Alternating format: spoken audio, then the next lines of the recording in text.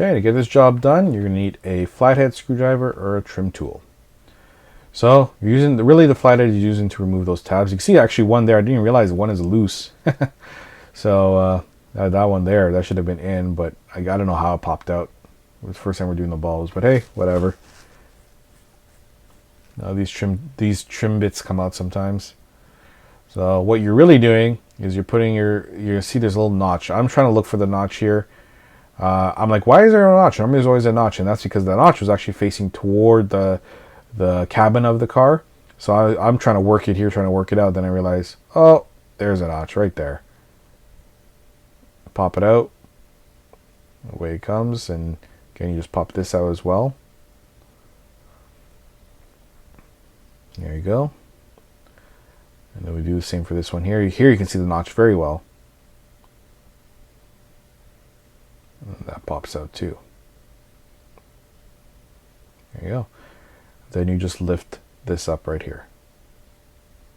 There you go. Alright, so this is the trick, because this bulb, you can't access it, at least I can't, from inside under the wheel well. It's just too high up. So you could only get this bulb from up here, but it's really not a lot of space to work with it in there as well. You can see it's really up underneath this kind of framing and stuff. It's at just a terrible spot.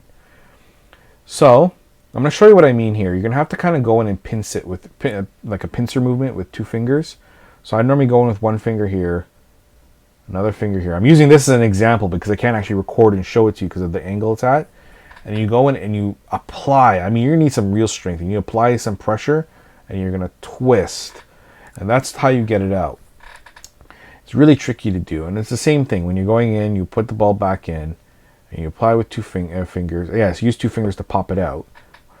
And then when you put the bulb back in, you put your 2 fingers and you kind of grip it again like a crab almost and twist it back. So that's what I'm doing right now. I've got one hand, and that's what I mean I can't show you because there's not enough room to get my hands in there and put the camera in. So it's just a matter of getting your hands in and grabbing both sides of it and twisting. Once it starts moving, you can actually move it the rest of the way, which is what I did. See? And the bulb comes out.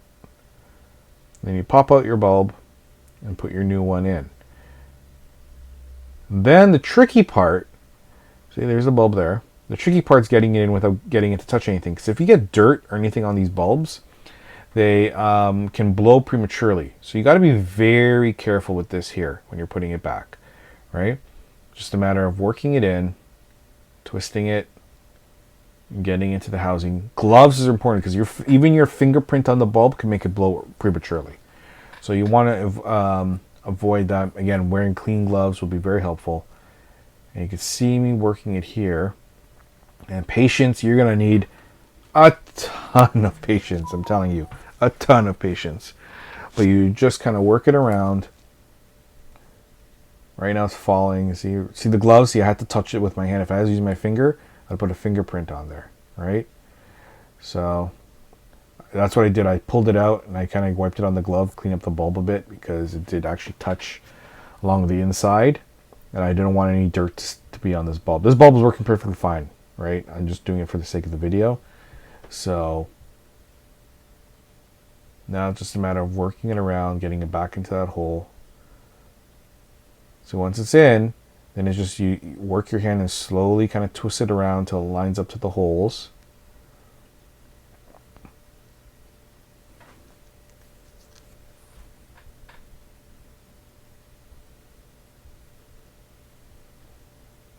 I know, it's not the greatest angle. Can't even show you anything, but it's just so tight there, right? And all in all, like to change the bulb takes about 10 minutes. And you think, oh, 10 minutes, that's not bad. But it's 10 minutes of something that should take a minute and a half. So that becomes frustrating when you're doing something for 10 minutes that you're like, I can do this in a minute and a half. If only this piece of plastic wasn't here, or if this frame was back just a half inch, you know? So it gets very frustrating, and that's where the problem comes in. So anyways, once you get it in, it's just a matter of twisting it and then going with the 2 hands and using that kind of pinch movement and twisting it around. Here I'm using 2 fingers. One hand here, one above. I'm just squeezing it and applying a lot of pressure and pushing it. It's not easy to do, I'll tell you right now. But it'll save you, that little 10 minutes of frustration will save you hundreds of dollars, because the dealer says you got to take off the whole front bumper to do this, right? So, hey, to me, 10 minutes of frustration to change the bulb, not so bad. Okay, and once it's in and it's secure,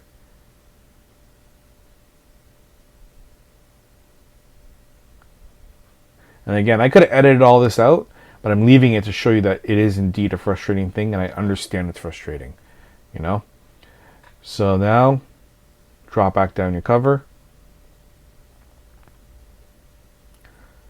Just line it up.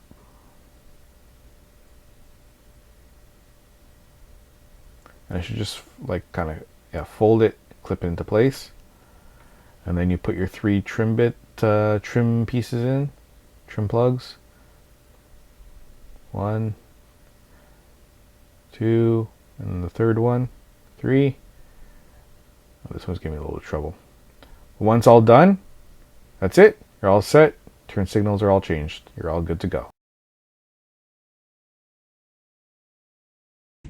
Thank you everyone for watching. I do appreciate all the support out there. Don't forget to throw a like on that video if it helped you, if you found the information useful, anything like that. Make sure to like it. Don't forget to subscribe, help the channel grow, and hit the notification if you want to see more of my videos. If you dislike the video, that's okay, no problem at all, but don't be a troll, alright? Make sure you put why in the comments. I mean, maybe I missed something, maybe I got something wrong, maybe there's something you feel better, or you didn't like how I filmed. Whatever it is, put it in there. I make these videos to help people out, so I can only make it better if I get the feedback, but I need the feedback. Just don't be trolling, alright? Otherwise, if you have any other comments, feel free to do so. I answer questions whenever I can. If you want to add something on there, if you have a helpful tip that maybe I didn't cover, I didn't even know about, make sure to put that in the comments as well. I want to thank everyone, and I will see you all next video.